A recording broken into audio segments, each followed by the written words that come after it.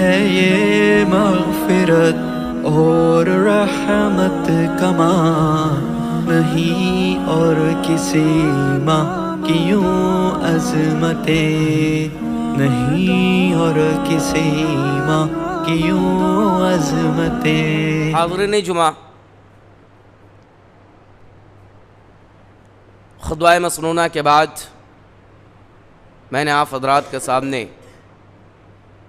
قرآن کریم کی یعنی سورہ بقرہ کی جو آیت کریمہ تلاوت کی ہے، اس سے ہم کو اندازہ لگ گیا ہوگا کہ ہمارا ٹاپک کیا ہوگا۔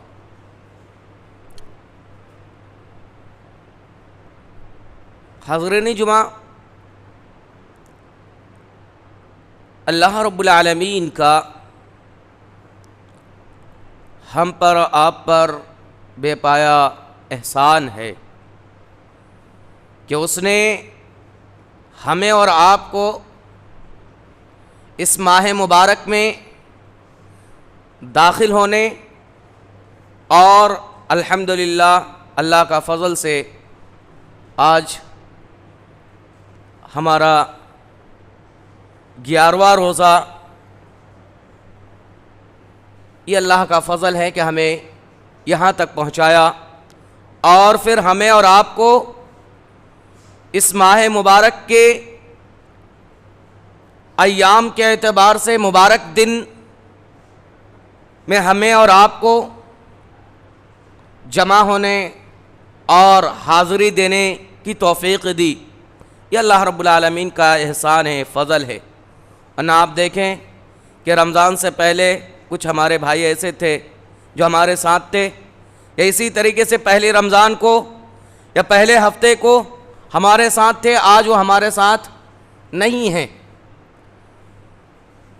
تو یہ اللہ کا احسان ہوتا ہے، فضل ہے کہ اللہ رب العالمین جسے چاہتا ہے اسے نیکی کرنے کا موقع دیتا ہے۔ اور یہ مبارک مہینہ ہمارے اور آپ کے لیے نیکیوں کا بہار ہے، جیسے کہ ہم نے پچھلے خطبہ جمعہ میں بھی سنا تھا۔ یہ مہینہ ہمارے اور آپ کے لیے اتنی عظیم تر مہینہ ہے کہ اگر اس مہینے کے اندر ہم نے اپنے نفس کی تربیت کر لی، اپنے آپ کو گناہوں سے دور رکھ کر اپنے نفس کی تزکیہ کر لی، تو یہی ہمارے لیے سب سے بڑی کامیابی اور کامرانی ہے۔ لیکن ہم میں سے کچھ بھائی ایسے بھی ہیں جو بحالت مجبوری اس مہینے کے اندر جو کام اللہ کے نبی جناب محمد عربی صلی اللہ علیہ وسلم یا اللہ رب العالمین نے ہمیں اور آپ پر فرض کیا ہے، اور اس کام کو انجام نہیں دے پا رہے ہیں، اور کچھ ایسے ہیں جن کو اللہ رب العالمین نے تو ہر چیز سے نوازا ہے، لیکن ان کی محرومیت یہ ہے کہ وہ شیطانوں کے چکر میں پڑ کر ان کاموں کو چھوڑ رکھا ہے۔ آج کے خطبہ جمعہ میں انشاءاللہ انہی 2 پوائنٹ پر آپ کے سامنے گفتگو کی جائے گی کہ جو لوگ طاقت رہتے ہوئے بھی روزے کا اہتمام نہیں کرتا، ان کا انجام کیا ہوگا، یعنی روزہ خور کون ہے، اور اسی طریقے سے جو لوگ مجبوری کی حالت میں روزہ نہیں رکھ پاتے ہیں،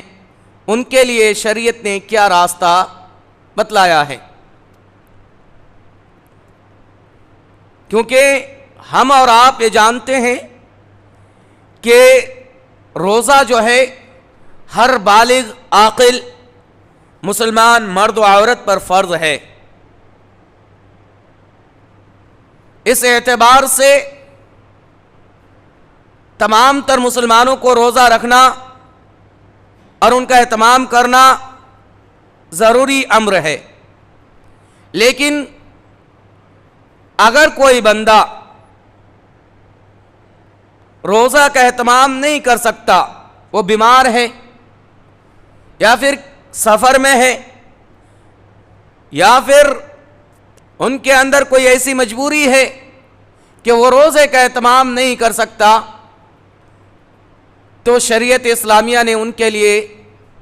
راحت کا راستہ بتلایا ہے۔ ہماری شریعت جو ہے ایسا نہیں ہے کہ کسی پر ظلم کرے۔ شریعت اسلامیہ ایک مکمل ضابطہ حیات ہے جو ہر لمحے میں، ہر قدم میں ہماری اور آپ کی رہنمائی کرتا ہے، اور ہر شخص کی اپنی نفس کے اعتبار سے رہنمائی کرتا ہے۔ ایسا نہیں کہ شریعت اسلامیہ نے کسی ایک کو اپنا مثال بنا لیا ہے اور اسی کے حساب سے شریعت کا احکام تیار کر دیا ہے۔ اللہ رب العالمین نے ایسا نہیں کیا۔ اللہ رب العالمین نے کمزور سے کمزور کو بھی مد نظر رکھا اور مضبوط سے مضبوط لوگوں کو بھی مد نظر رکھتے ہوئے اپنے احکام کا نزول فرمایا۔ اللہ رب العالمین نے قرآن کریم کے اندر ارشاد فرمایا ہے، فَمَنْ كَانَ مِنْكُمْ مَرِيضًا أَوْ عَلَى سَفَرٍ فَعِدَّةٌ مِّنْ أَيَّامٍ أُخَرَ، کہ ٹھیک ہے اس ماہ مبارک کے اندر آپ مریض ہیں، بیمار ہیں، آپ روزہ رکھنے کے قابل نہیں ہیں، آپ روزہ نہیں رکھ سکتے، تو اللہ رب العالمین نے فرمایا کہ آپ روزہ چھوڑ دیں، لیکن دوسری دنوں میں، دوسرے ایام میں ان کو پورا کر لے۔ اسی طریقے سے آپ کسی سفر میں ہیں اور سفر میں اللہ رب العالمین نے کہا کہ وہاں پہ بھی آپ کو روزہ رکھنے کی ضرورت نہیں ہے، بلکہ نبی کریم صلی اللہ علیہ وسلم نے ارشاد فرمایا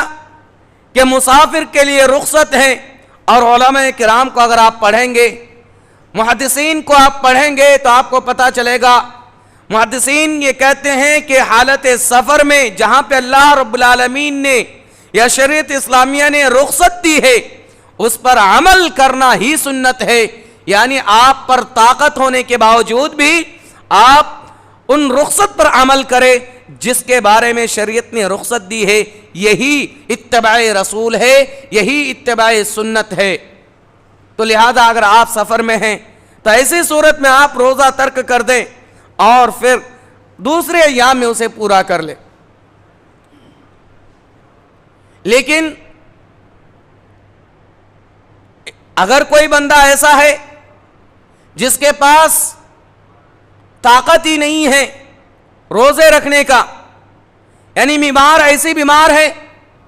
ان کے اندر ایسی بیماری لاحق ہے کہ وہ رمضان کے بعد بھی روزے کا قضا نہیں کر سکتا، روزہ کا اہتمام نہیں کر سکتا، وہ اپنی گنتی کو پورا نہیں کر سکتا، یا بہت ضعیف ہے، کمزور ہے،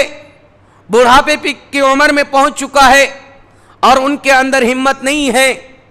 کہ وہ روزے کا اہتمام کر سکے، ان کی ہڈیاں بالکل کمزور ہو چکی ہے، لاغر ہو چکی ہے، تو ایسی صورت میں اللہ رب العالمین نے فرمایا وَعَلَى الَّذِينَ يُطِيقُونَهُ فِدْيَةٌ طَعَامٌ مِّسْكِينٌ، کہ آپ پر طاقت نہیں ہے روزے رکھنے کا تو آپ پریشان نہ ہو، آپ ایسا کریں کہ ہر ایک روزے کے بدلے میں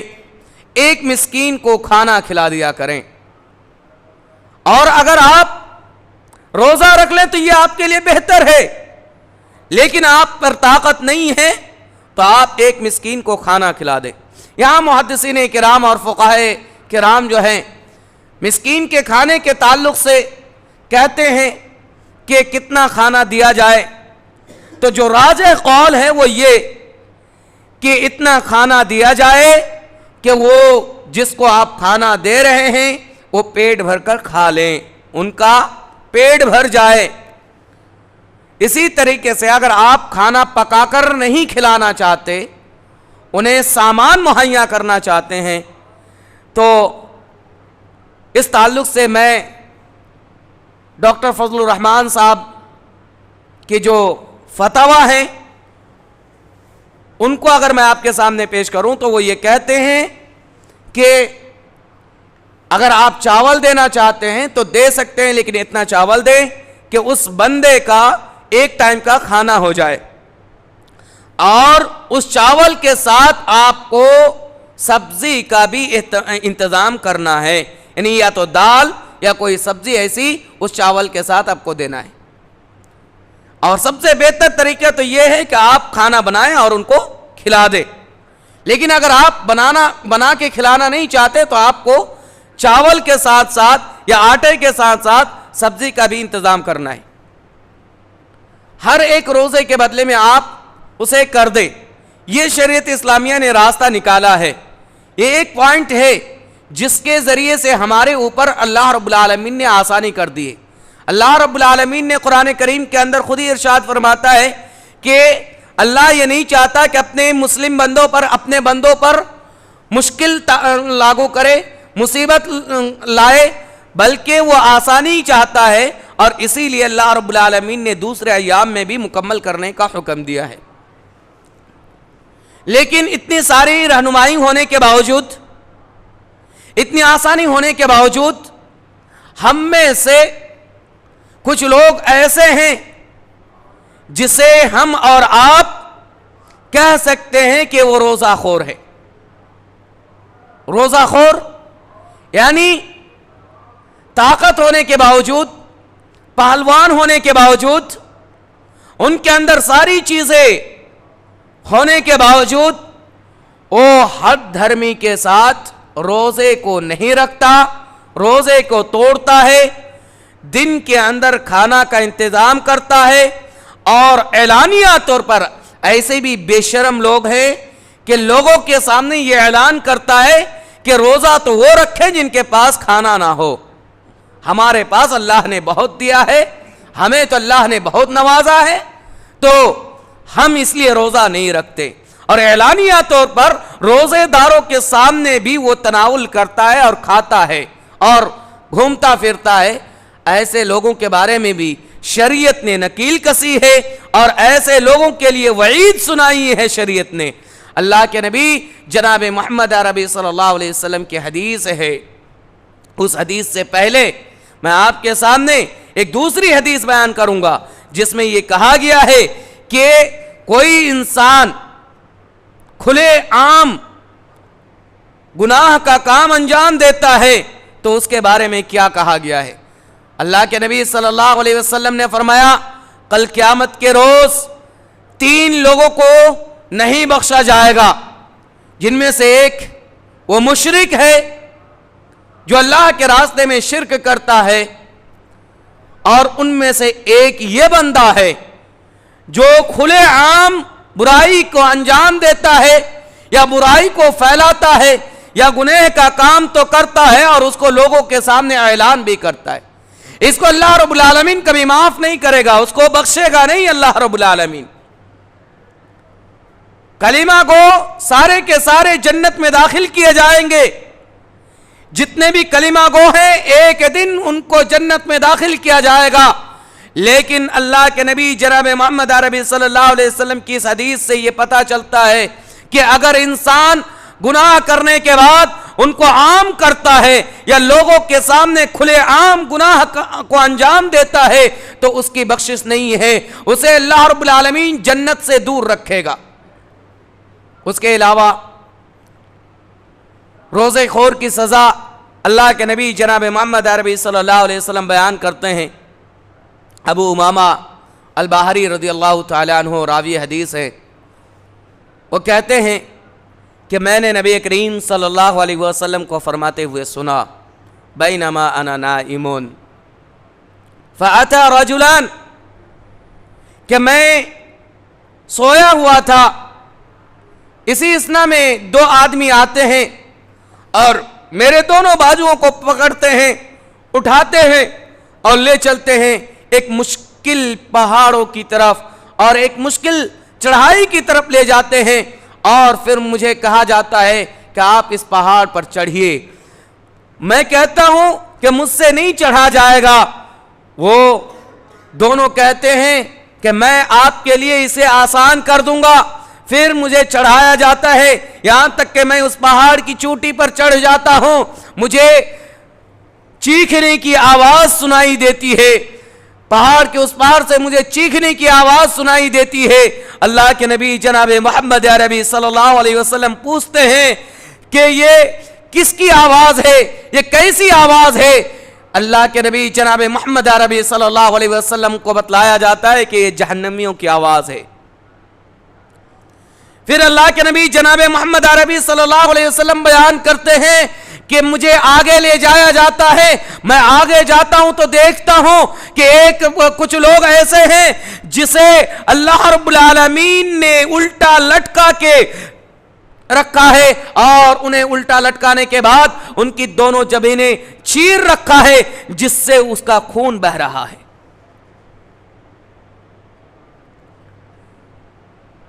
جبڑے چیر رکھا ہے اور اسے الٹا لٹکا رکھا ہے۔ اللہ کے نبی جناب محمد عربی صلی اللہ علیہ وسلم پوچھتے ہیں کہ یہ کون ہے، یہ کیسے لوگ ہیں، انہیں اس طریقے کی سزا کیوں ہو رہی ہے، انہیں اس طریقے کی عذاب کیوں ہو رہی ہے؟ اللہ کے نبی جناب محمد عربی صلی اللہ علیہ وسلم کو جو بتلایا جاتا ہے ذرا ہمیں اور آپ کو دھیان سے سننا چاہیے، خاص کر ان لوگوں کو دھیان سے سننا چاہیے جو طاقت رہتے ہوئے، جو ساری چیزیں ان کو اللہ رب العالمین نے نواز رکھا ہے، اس کے باوجود وہ دن کے اندر افطار کرتا ہے، روزے کا اہتمام نہیں کرتا اور دھرلے سے کھاتا پیتا اور عیش کرتا ہے۔ ایسے لوگوں کو ان فرشتوں کا جواب سننا چاہیے کہ نبی کریم صلی اللہ علیہ وسلم کو وہ جواب کیا دیتے ہیں۔ کہتے ہیں یہ وہ لوگ ہیں جو دن رہتے ہوئے ہی سحری تو کرتے تھے، روزے کا نیت بھی رکھتے تھے، لیکن غروب آفتاب سے پہلے اپنے روزے کو افطار کر لیتے تھے،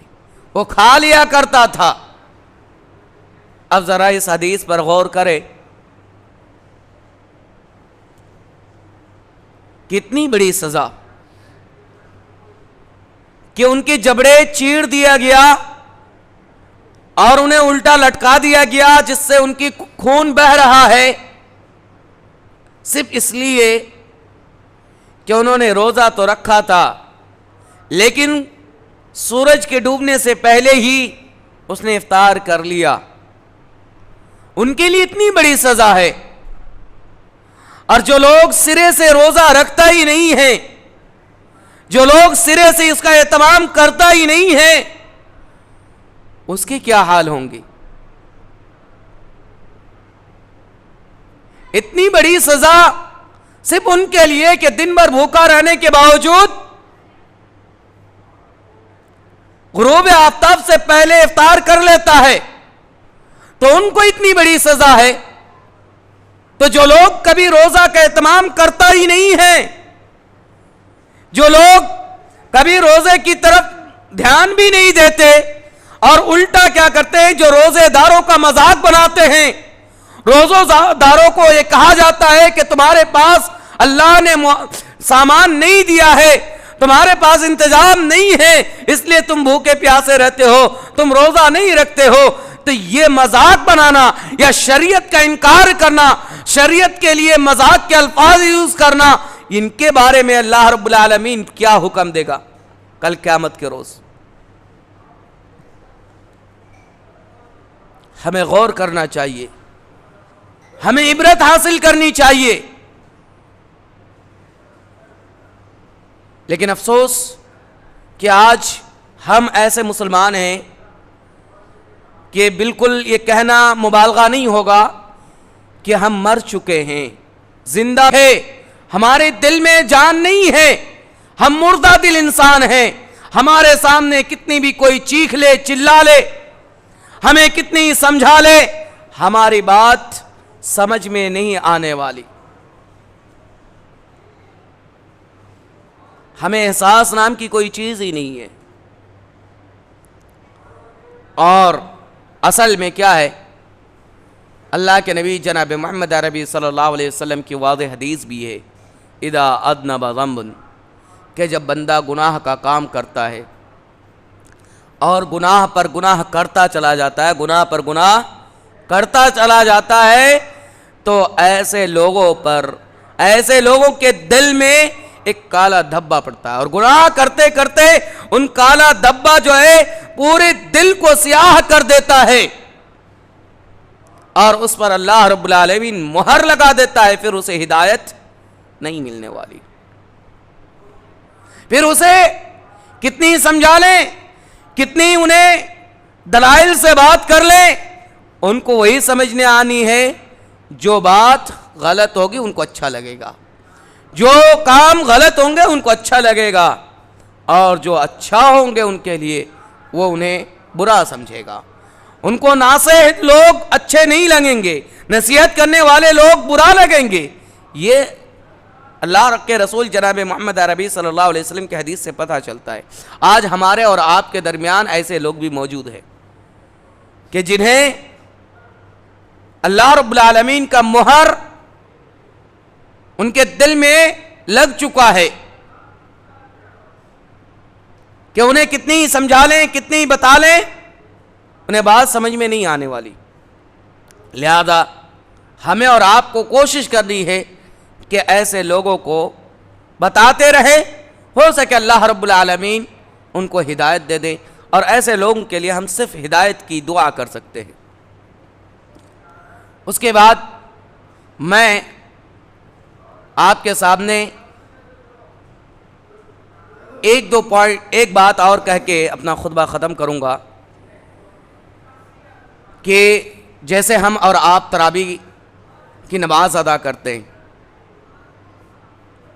تراویح کی نماز کے لیے ہم آتے ہیں تو تراویح سے پہلے عشاء کی نماز ہوتی ہے۔ عشاء کی نماز فرض نماز ہے، اور تراویح کی نماز سنت ہے۔ اب ہم جب مسجد میں داخل ہوتے ہیں تو ہم دیکھتے ہیں کہ تراویح کی نماز شروع ہو چکی ہے اور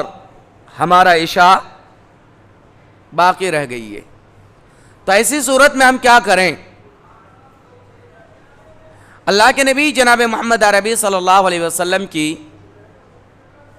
حدیث ہے صحیح بخاری کے اندر، حدیث نمبر 700 آپ دیکھ سکتے ہیں، جس میں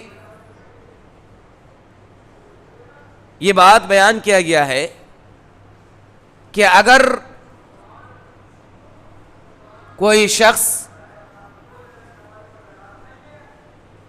نفل نماز ادا کر رہا ہو اور کوئی دوسرا شخص جو ہے وہ فرض نماز پڑھنا چاہ رہا ہو تو وہ ایک دوسرے کو امام بنا سکتا ہے، یعنی فرض نماز نفل نماز کے پیچھے اور نفل نماز فرض نماز کے پیچھے پڑھ سکتا ہے۔ اس کی دو دلیل میں آپ کے سامنے پیش کرتا ہوں، جو صحیح بخاری کی 700 نمبر حدیث ہے۔ اس میں یہ ہے کہ حضرت معاذ بن جبل رضی اللہ تعالیٰ عنہ کے بارے میں کہا گیا کہ وہ عشاء کی نماز نبی کریم صلی اللہ علیہ وسلم کے ساتھ ادا کرتے تھے اور پھر وہاں سے نکل کر جا کر اپنی قوم والوں کو عشاء کی نماز پڑھاتے تھے۔ تو معاذ بن جبل رضی اللہ تعالیٰ عنہ نے جو عشاء کی نماز اللہ کے رسول جناب محمد عربی صلی اللہ علیہ وسلم کے ساتھ ادا کی وہ فرض نماز تھی، وہ عشاء کی، اور جب وہ قوم کے پاس جا کر دوبارہ امامت کے لیے کھڑے ہوئے تو یہ ان کی نفل نماز ہو گئی اور مقتدیوں کی فرض ہوئی، تو لہذا نفل کے پیچھے فرض ادا کرنا درست ہے۔ اسی طریقے سے فرض کے پیچھے نفل درست ہے۔ اس کی دلیل اللہ کے نبی جناب محمد عربی صلی اللہ علیہ وسلم مسجد میں نماز کے بعد تشریف فرما تھے۔ ایک صحابی اکرام آتے ہیں اور وہ نماز شروع کرنے کو ہوتے ہیں، اللہ کے رسول جناب محمد عربی صلی اللہ علیہ وسلم صحابہ اکرام جو بیٹھے ہوئے تھے مخاطب کرتے ہوئے کہتے ہیں کہ کون ہے جو ان کا ساتھ دے دے گا، کون ہے جو ان کا ساتھ دے گا۔ اب یہ جو ایک صحابی کھڑے ہوتے ہیں اور کہتے ہیں کہ اللہ کے رسول میں، وہ صحابی اللہ کے نبی جناب محمد عربی صلی اللہ علیہ وسلم کے ساتھ نماز پڑھ چکے تھے، فرض نماز جو ہے پڑھ چکے تھے۔ اور جو بعد میں آئے ہیں انہیں فرض نماز ادا کرنا تھا. یہ صحابی ان کے ساتھ کھڑے ہو گئے اور اس صحابی کے ساتھ کھڑے ہو کر نماز ادا کی. تو جو صحابی نماز پڑھائے انہوں نے فرض نماز پڑھی, اور یہ جو کھڑے ہوئے ان کے لیے چونکہ یہ اللہ کے رسول کے ساتھ فرض نماز پڑھ چکے تھے تو ان کی نفل ہو گئی. تو پتہ یہ چلا کہ فرض نماز کے پیچھے بھی نفل نماز ادا کی جا سکتی ہے. یہ دونوں درست ہے. اور اسی مسئلے سے ایک مسئلہ اور واضح کر دوں, ہمارے بعض بھائیوں کے یہاں یہ مسئلے بڑا پیچیدہ کر رکھا ہے. اللہ کے رسول کے سامنے وہ حاضر ہوئے, وہ نماز شروع کرنے والے تھے. اللہ کے رسول نے کہا کہ کون ہے جو ان کا ساتھ دے گا, اور جب دو لوگ ساتھ ہو جائیں گے تو کیا ہو جائے گا, جماعت ہوگی یا نہیں ہوگی؟ جماعت ہو گئی. تو ایک مسجد میں دو جماعت ہوئی یا نہیں ہوئی؟ اس مسجد میں اللہ کے رسول نے جماعت کری تھی, اور جب یہ دونوں جماعت شروع ہو گئی, دو لوگ نماز پڑھنا شروع کر دیے تو جماعت ہو گئی. گویا کہ پتہ یہ چلا کہ پہلی جماعت ختم ہونے کے بعد بھی ہم دوسری جماعت کر سکتے ہیں, اور یہ صحیح حدیث سے ثابت ہے اللہ کے رسول صلی اللہ علیہ وسلم کے سامنے, اور اللہ کے رسول کے حکم پر یہ جماعت کی گئی تھی. تو جو لوگ یہ کہتے ہیں اور پھر جماعت ختم ہونے کے بعد جتنی ہی لوگ مسجد میں آئے الگ الگ نماز پڑھ لیتے ہیں, ان کو چاہیے کہ وہ جماعت کر لے تاکہ ان کو جماعت کا ثواب مل جائے. اور اسی کے لیے اللہ کے رسول جناب محمد عربی صلی اللہ علیہ وسلم نے ایسا سسٹم کیا تھا. اب ان دونوں احادیث کو اگر ہم دیکھیں اور اپنی تراویح کی بات جو میں کر رہا تھا اس میں اگر دھیان دیں تو ہمیں یہ معلوم ہوتا ہے کہ جب ہم پیچھے آئے اور تراویح کی جماعت چل رہی ہو تو ہمیں کیا کرنا چاہیے کہ ہمیں اپنی فرض نماز کی نیت کر کے تراویح میں شامل ہو جانا چاہیے, تو ہمیں جماعت کا ثواب مل جائے گا. ہماری نیت تو عشاء کی ہوگی,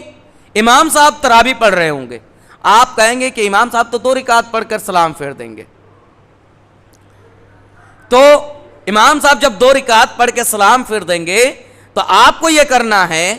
کہ آپ کے 2 رکعت رہ گئے, اٹھ کو آپ کو ادا کر لینا ہے. جیسے آپ جب فرض نماز کی جماعت چل رہی ہوتی ہے, اللہ کے نبی صلی اللہ علیہ وسلم نے فرمایا کہ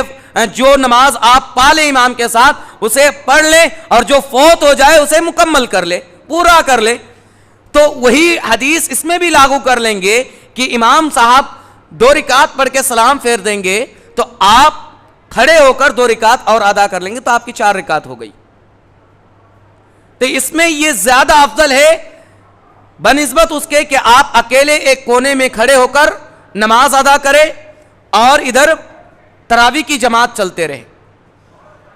ہاں وہ مسئلہ بھی جائز ہے,